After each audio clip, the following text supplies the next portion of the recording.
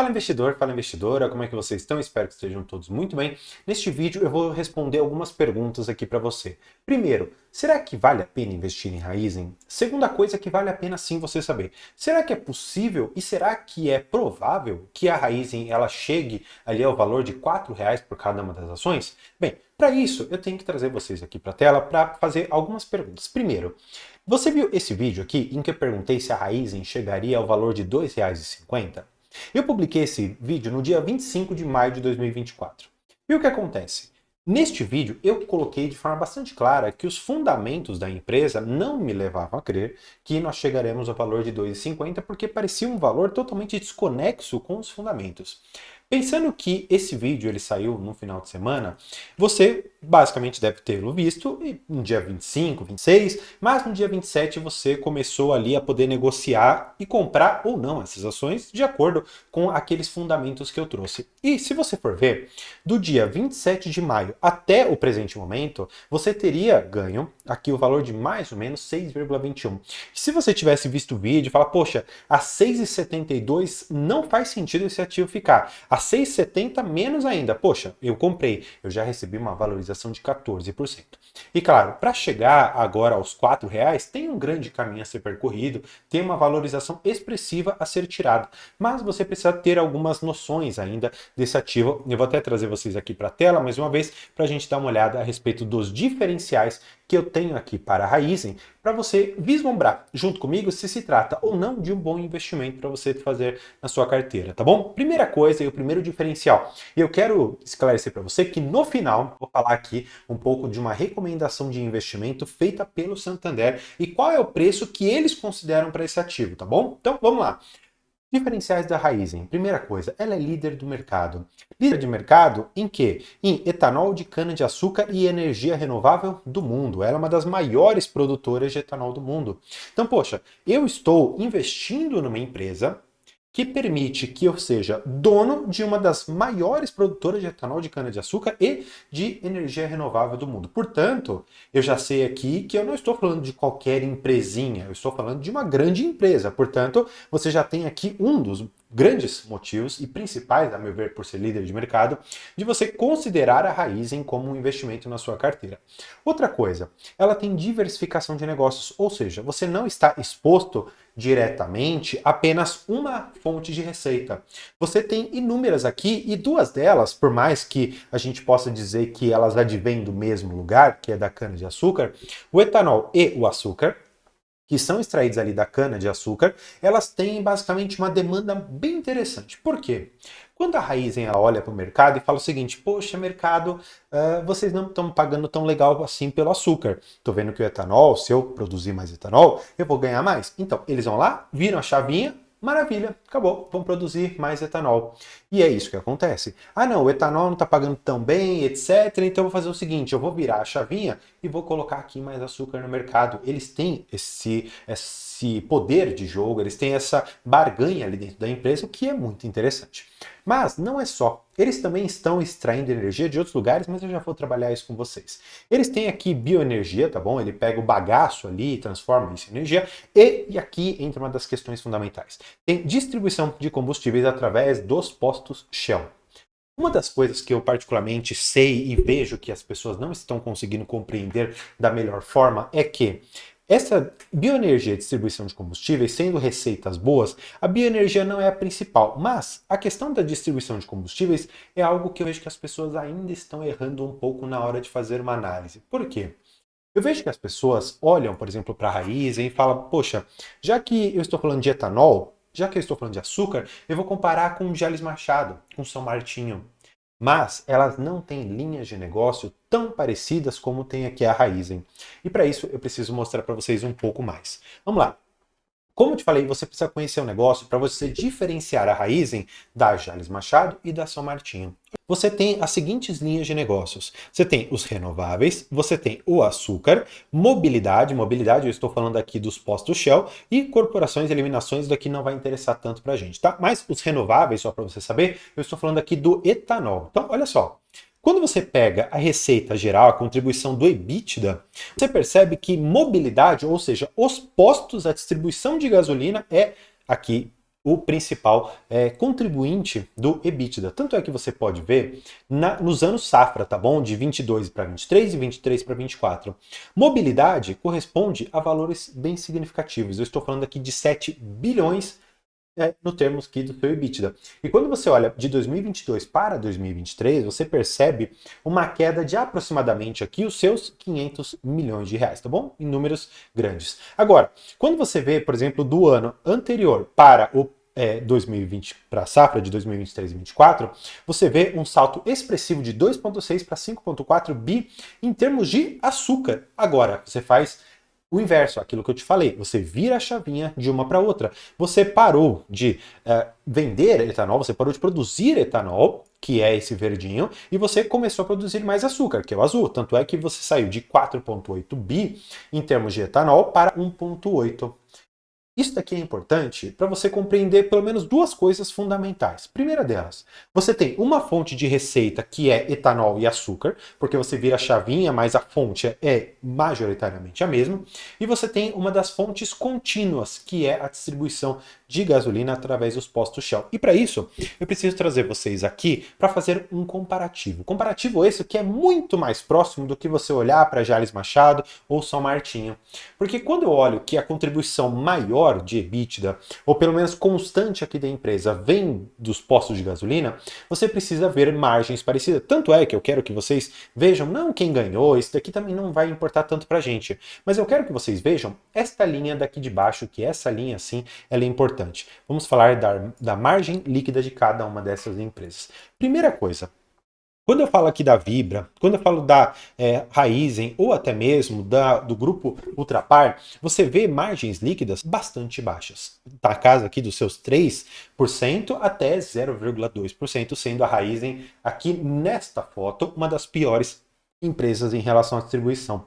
No entanto, você precisa se recordar que nesse último trimestre a empresa ela teve um prejuízo contábil ali, o que acaba impactando essa margem aqui, reduzindo bastante, mas não deixa de ser uma boa empresa apenas por um não recorrente, tá? Fato é que você, olhando, portanto, que essas margens elas são muito mais próximas a uma distribuidora do que, por exemplo, de Jalles Machado, São Martin, que são indústrias, você já começa a falar, opa, peraí, será que eu estou fazendo a análise correta dessa empresa? Olhando, portanto, que boa parte da geração de caixa dessa empresa vem da área de mobilidade, ou seja, distribuição de gasolina, eu comparei com meus pares, maravilha. Agora eu já posso partir para as próximas análises, que é você compreender o que pode ser esse etanol de segunda geração. E olha só que interessante essa notícia. Raízen inaugura usina de etanol de segunda geração no interior de São Paulo. Esta usina será a maior do tipo do mundo, com capacidade de produção de 82 milhões de litros de etanol de segunda geração, que é o biocombustível aqui deles, tá bom? Essa daqui é a planta que vocês podem dar uma olhada. A Raízen investiu 1,2 bi no Parque Bom Bonfim para a produção deste etanol de segunda geração. Vamos entender um pouco mais.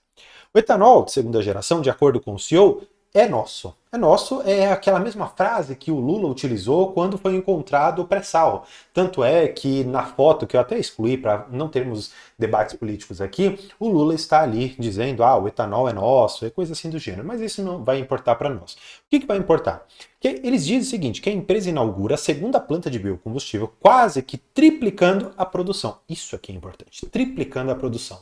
Por isso, e também, mais uma vez é importante reforçar isso aqui, que eu não acreditava que a empresa chegaria a 2,50, porque estaria totalmente descolado de fundamentos. E os fundamentos, normalmente, são aquele balizador de longo prazo na hora de você investir. E aí, eles terminam aqui.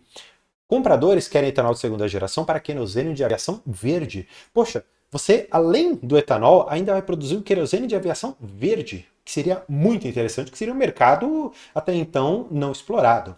Mas vamos dar uma olhada aqui no que continua a reportagem. A Raízen inaugurou oficialmente nessa sexta-feira a segunda usina de etanol, o etanol 2G, uso de resina de cana-de-açúcar para fazer mais biocombustível, que permite aumentar em até 50% a produtividade dos canaviais. E eles falam ainda, essa nova planta de Guaribá, no noroeste de São Paulo, está em operação desde o fim do ano passado.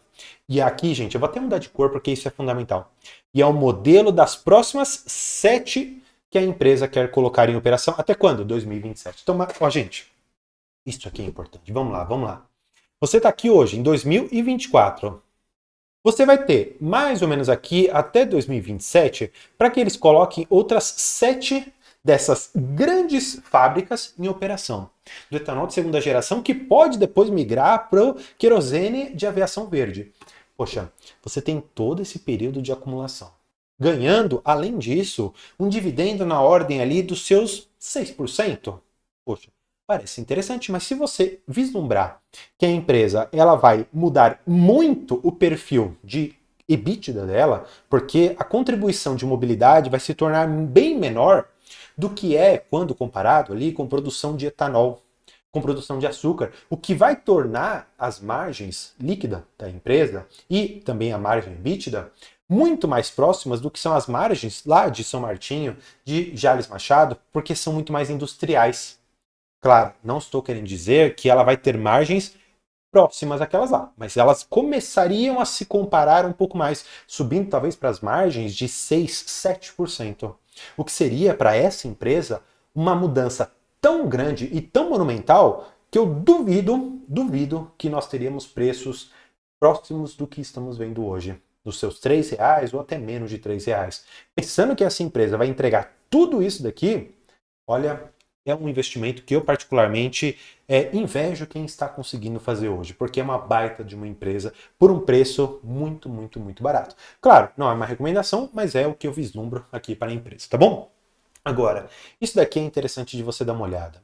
Em relação à demanda do etanol, que essa demanda, ela tem sim ali as suas oscilações, 2020 para 21, que é esse mais escuro, e eu quero que você veja da safra 23 para 24, que são os dados mais recentes que eu consegui, que eles pararam aqui em agosto. Quando você percebe que essa linha em vermelho, ela tem tido aqui uma crescente, apesar de alguns derrapes ali em julho, por exemplo, você vê que o consumo de etanol melhorou significativamente. Claro, as safras 21 até essa 22, 23 não dá para a gente considerar totalmente, até por conta de pandemia e outras tantas coisas. Apesar de que a safra 20 para 21 também tinha pandemia e nós tivemos saltos aqui significativos, mas você precisa se recordar lá atrás que a gasolina também estava muito, muito, muito mais cara e um pouco desse preço que não está sendo passado para a gasolina acaba impactando também aqui a demanda por etanol, mas essa é uma questão que a gente pode discutir em outro momento. Fato é que o etanol ele fica girando aqui nessa casa de 1,5 a 1 bilhão de litros ali a cada mês, mais ou menos, que é consumido, tá bom? São as vendas mensais que nós temos. Portanto, o etanol é sim um tipo de combustível que tem uma demanda praticamente inelástica. Eu digo, ela tem uma variação mínima, que é de 1 bilhão, e até mais ou menos ali 1,5, quase liberando os seus 2 bilhões. Agora, com esse etanol de segunda geração, talvez barateando, talvez facilitando, será que essa demanda ela não poderá no futuro ultrapassar até mesmo de gasolina? Bem, é uma das perguntas aqui que eu faço para você. Agora, para a gente começar aqui e chegar ao final, o que os analistas estão recomendando? Hoje os analistas recomendam compra forte, com base aqui em 14 avaliações, sendo que o preço, vamos dizer assim, combinado de todos esses analistas é no valor de R$ 5,36. Isso para alguns analistas, mas eu quero te mostrar também o que o Santander falou. O Santander iniciou a cobertura com preço-alvo de R$ 4,00, o que implica um retorno de 40%, né? Uma valorização de 33 com upside total, um retorno total esperado de 40%. Quero acreditar que aqui dentro desses 40% tem dividendos. E eu acredito sinceramente que este valor aqui de R$ 4,00, esse upside de 40%, ele é até o comecinho do ano de 2025. Eu acredito que em 2025 nós teremos preços muito mais próximos desses R$ 4,00, tá? Agora, a pergunta que fica é, será que nós teremos um futuro promissor?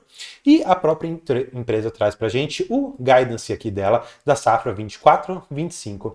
E eles estimam um resultado consolidado aqui de alguma coisa bem próxima ao 14,5 a 15,5 bi, sendo que na safra 23 e 24 nós fizemos 13. Então, estamos dando um passo de mais ou menos 1,5 bi até quase mais de 2 bi em termos apenas de uma safra para outra, mostrando que aquela planta que entrou em operação pode sim trazer muito resultado para dentro da companhia. Portanto, hoje, pensando aqui em Raízen, Será que é muito mais provável que nós chegamos aos R$ 4 ou mais do que isso? Ou será que é mais provável que a gente fique lá nos 2,50? Eu, particularmente, vejo um sentido nortista para esta empresa, mostrando que muitas pessoas podem sim ganhar muito dinheiro e no futuro também viver de dividendos desta empresa.